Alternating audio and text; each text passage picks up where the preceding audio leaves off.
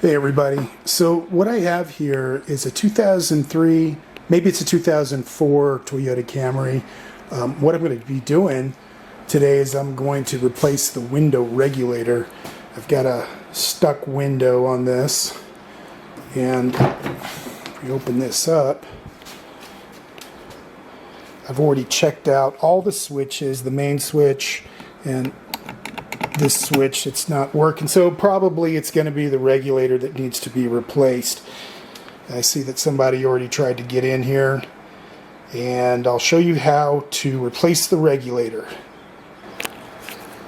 So I also wanted to say that I'm not a mechanic. In fact, I hate working on cars, but if you can save some money doing this, it might be worth your while to just order the part. And if this video helps you in any way, just give me a thumbs up.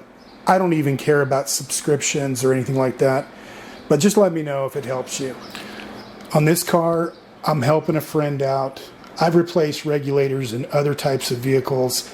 I've never done one in a Camry before, but from what I've researched, it looks like it's a pretty easy job. Here's the part I got. Got this from rockauto.com. You don't have to get it from there, but it's fairly inexpensive. I mean, as far as remanufactured parts go, I would never put an OEM Toyota part in a car that is, you know, manufactured in 2004. That's just a waste of money. Okay, so when I ordered the regulator, I went ahead and, you know, ordered the door latch also. This was only like $5, you know, very inexpensive. The person that I guess tried to take this door panel off, maybe they didn't know that there was a screw back here, because there is an insert. I don't see that insert anywhere. It's probably gone, but it's really pretty easy. You just take that screw out and this thing should just come out. And maybe they didn't know it and they tried to pry this off. But I can understand why this broke, because this vehicle has been sitting out in the sun and it's just dry rotted anyway. But this part, like I said, this is $5. If you tried to put a genuine Toyota part in this, it would be very expensive. No reason to do that. Okay, so first thing I'm going to do is remove this screw. Now, like I was saying before, there should be some kind of insert that covers that screw, but it's not here. So you're going to go ahead and remove that screw.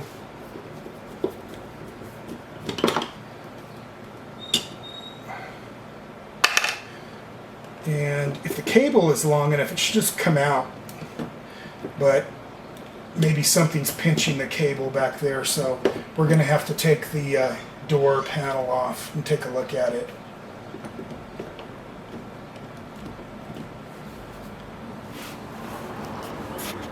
Okay, so the next screw I'm going to take out is in the door switch here. I'm going to take that out. There's probably an insert that covers this, and you'll probably have to pry that out, but it's not on this one either. So I'm going to take that screw out right there.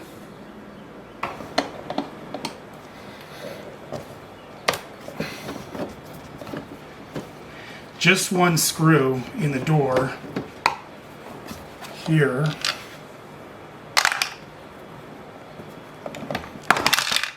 And then that pops out. And then what I'm going to do, you guys can see this, I'm going to disconnect that and put it aside. So I'm going to disconnect the door switch. Okay, I'm going to disconnect this, but I'm just looking at this and it looks like somebody has been in this before, because there's a little tab that's broken off in there. But you can just pry this switch out. I'm sorry, you're just going to pry the cable out, not the switch. I think you just press down on this and then pry up, but I think this one's a little broken. So we're just going to put that aside.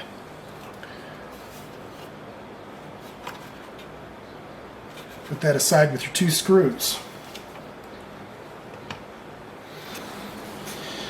You know, before you start prying off the door panel on this car, there is a screw that attaches that door panel right there. That needs to come out. Also, what I want to say is, you know, if you're working on your car and you're doing something like this, might be a good idea just to do a little videotape of what you're doing. That way you know the order in which you take things out and put them back.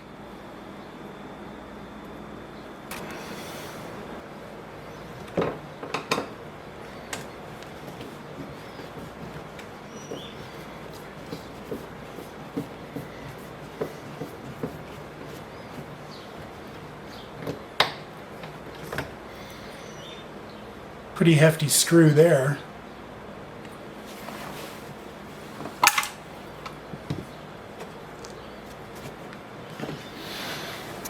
Okay, I think we're about ready to remove the door panel. There's two bolts underneath. You can see one right there. And on this car, there should be one right there, but it's missing. So we take those two off. And then there's a tab on the inside. I don't know if you can see that. Right here. That one you press on the inside and then just kind of pry that out. Okay, there's a better view of that tab. I believe you, adjust my light a little bit. I believe you press this in on the inside and then I think you can just pry that out. Now, that may be broken. Yeah, it looks like it's probably broken, but I'm probably just going to put that back when I'm done.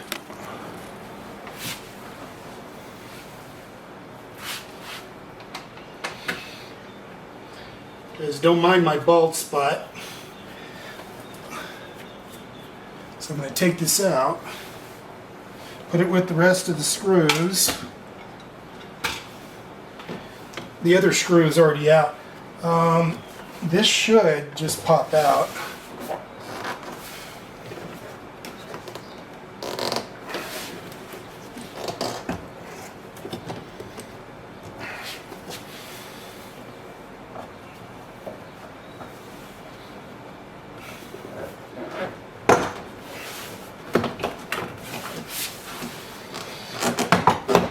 So just pry it a little bit, it'll come out. I mean, that's pretty easy. Okay.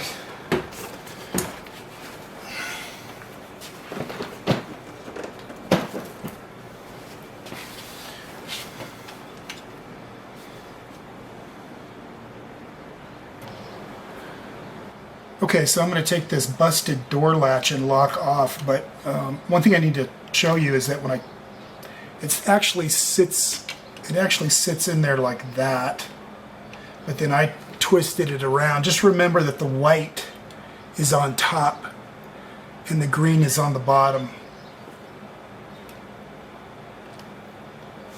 So these just come out, they snap out. This one's already pretty busted. And then this one, you're gonna engage the door latch and then just kind of weave that lead weight out of there like that.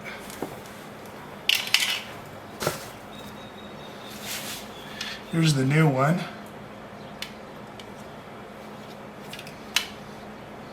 So the white one, when it's twisted around, goes on the bottom. So I'm going to put that lead weight in,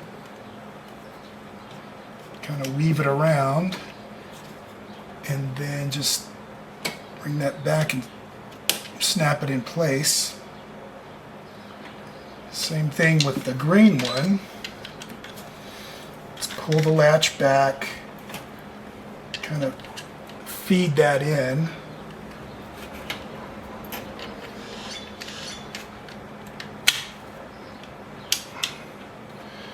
I don't know, it's kind of like a little puzzle. There it goes.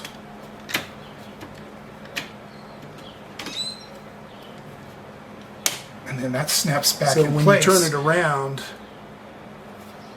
That's correct. You've got the white on top and the green on the bottom, a door handle, and then the lock engages like it's supposed to. Just remember, white on top, green on the bottom.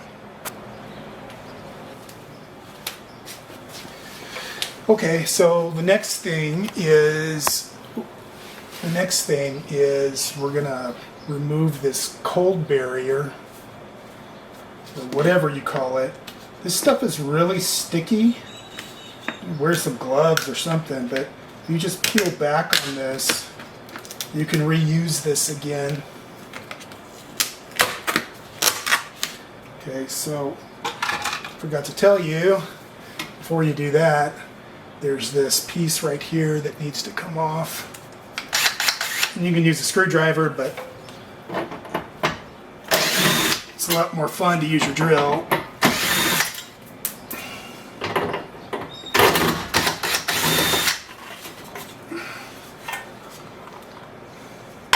Three screws. Put all that aside. And then just slowly just kind of take that stuff off. And like I said, it's just real sticky.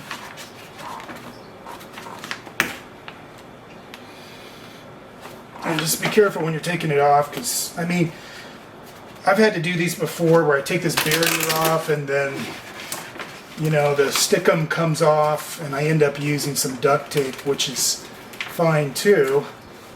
If you're careful, you can just reuse it because it's really sticky.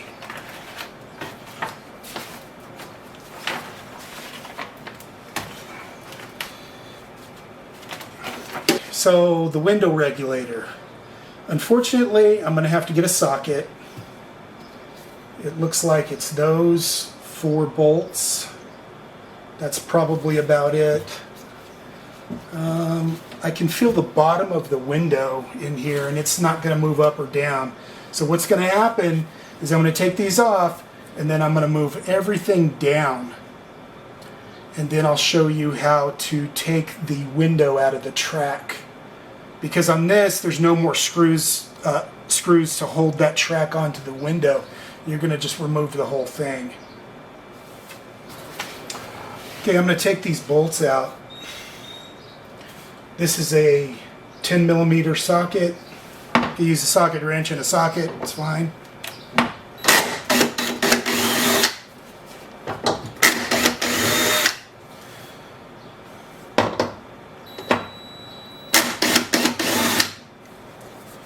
Okay, now I'm going to be real careful on this last one here because that's going to hold the whole window.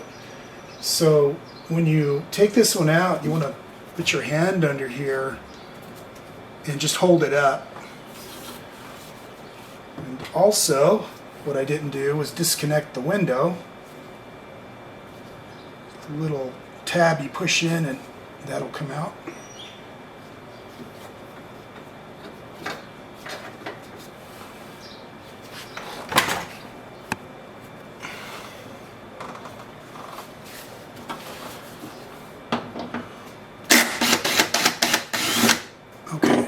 So now I've got that out and I can feel the whole window wants to come down, so you don't want that crashing down. So let's move that down.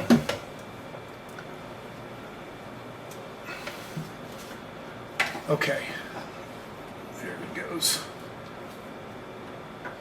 Alright, so now you can see there's a track here, and you want to take the whole window regulator and slide it along that track to get it out. It'll come out, you just got to move with it a little bit. So there it goes.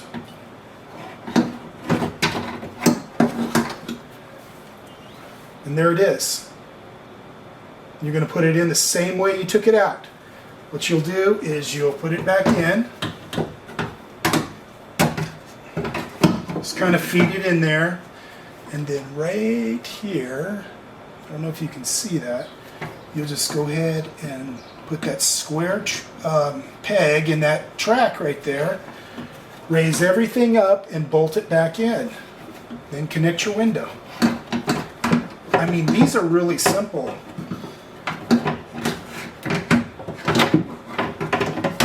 Okay, that's pretty easy. Okay, there's the old one and the new one. They look almost identical except for the connection housing, which, you know, that's fine. It'll work fine. I did get these off of Rock Auto. I think I paid something like maybe 75 bucks. There is another place that you can check, like carparts.com. They have a similar deal. But I've been using Rock Auto to get all these remanufactured parts. And like I said, you know, I wouldn't put a Toyota part back in here because they're just way too expensive, especially on a car that's 2004. So check that out, carparts.com or Rock Auto. Hey, there's just one more thing I wanted to say before I put this regulator back in. There is an option to just buy the motor itself, because that's all that was wrong with the old one, was just the motor. But my gosh, if you're going to go to all this trouble to take this off, just replace the whole unit, the regulator and the motor. Okay, we're going to do everything in reverse order.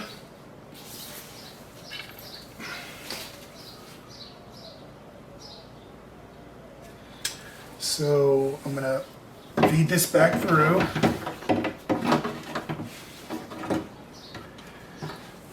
And I'm going to try to get a shot of this so you can see the actual track. Okay, so I fed it in where the track is right there. And then you're going to pull your cable through that hole. And then also I am partially putting in one of the bolts, the top bolt that's going to go here.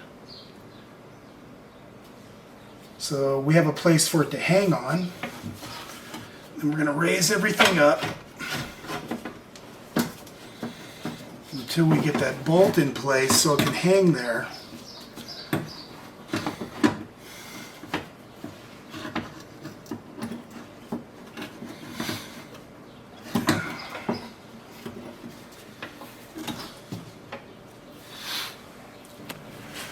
Okay, so after some manipulation, that bolt that I put in partially in the housing, you're going to put the whole regulator in there, maneuver it around, and let it hang there, and then you can kind of work around it, manipulate it, get your holes lined up, and then once you got your hole lined up, you put another one in.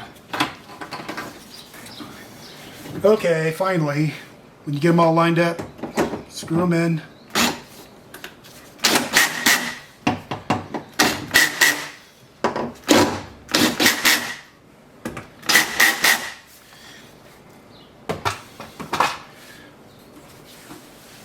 Okay, at this point what I would like to do is try this window regulator out just to make sure it works before I go any further.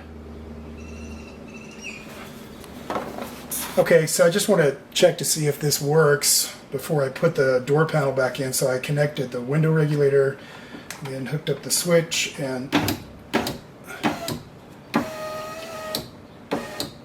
yay, it works. Okay. Now we're going to disconnect all this, feed the door latch through the cold barrier, put it all back together. Okay, I'm just putting this cold barrier back on, and if you just run your finger along where the sticky stuff was, it should go right on, no problem. You know, and if you find out there's a spot in there that doesn't work, it won't stick anymore, just use a piece of duct tape. It's not going to matter anyway, as long as it stays on there.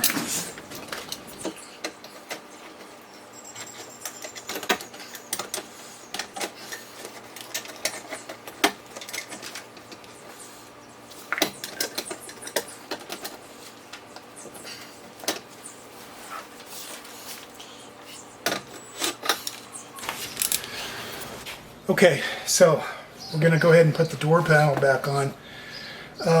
So for the latch, you're going to feed that latch through, and it's going to fit in there just like a puzzle piece. Make sure your white cable's on top, and that's just going to go in there nice and snug. And then we should be able to go ahead and mount this. Let's pull the wire through for the switch, the window switch.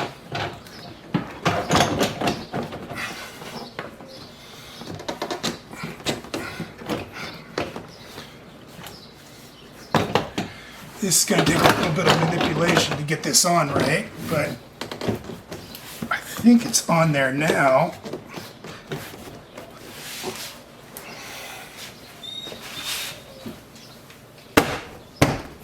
Just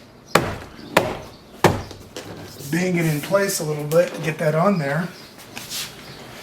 Okay, and don't forget to put your big screw in that holds the door panel on. Go ahead and connect the window switch housing like that.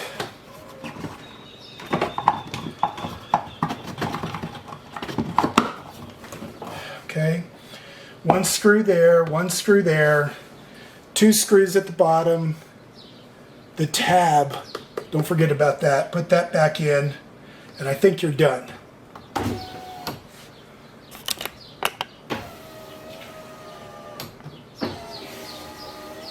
Cool. Well, like I said, I'm not a mechanic, and I don't like working on cars, but I mean, if you're going to save some money, if you need to save some money, just do it yourself. It's really not that difficult. All right, just interested in a thumbs up. Don't worry about subscribing. Appreciate it. Good luck with your project. Hey, there's just one more thing I wanted to say about this job here. You know, after you put in all that stuff, but your door will not open from the inside, but it'll open from the outside. This is a feature that these Toyotas have, and there's a child lock right here. If you flip that up, you should be able to open it from the inside now.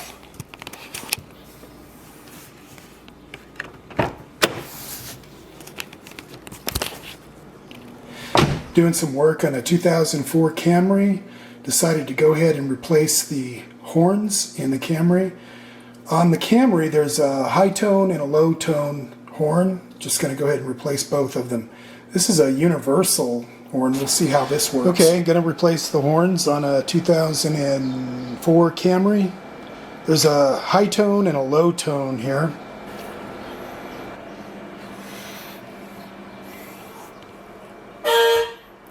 Oh wow, that's pathetic. Yeah, let's replace the horns.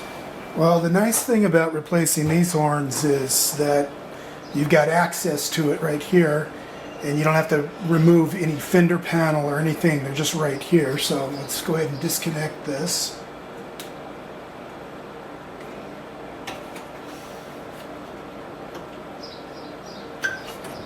Okay, this is a 12mm socket.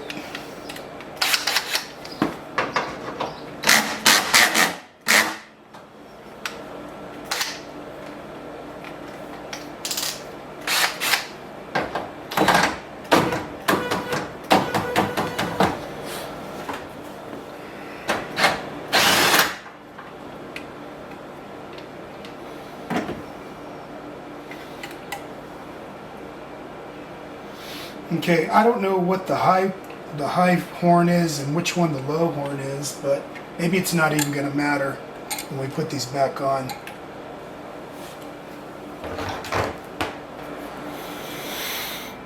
Okay, I bought a pair of these universal horns. They're pretty cheap. It's like 12 bucks for the pair of them. So for my situation, there's a ground side and there's a positive side. So the ground side, I'm just going to go ahead and put that on the base of this, and then put the mounting bracket.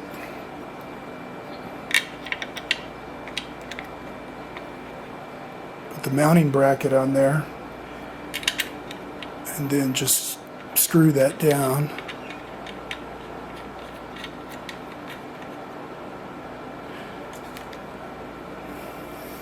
Tighten that up, and then you'll see so you got a negative side and a positive side. This positive side, that's just going to be the connection that was on the old horn, and you'll do that for both, and then you'll go ahead and mount it with the original screw, sorry, the original bolt.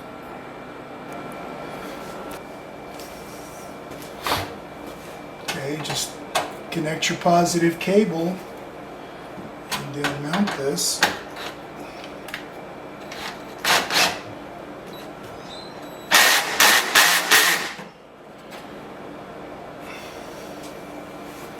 Do the same thing for the other side. Okay, so I replaced both of them, and now I'm going to try it out.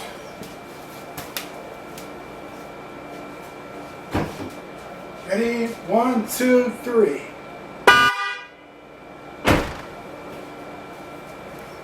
Wow. It's very loud. Alright, that's it. That's how you install 2 new horns.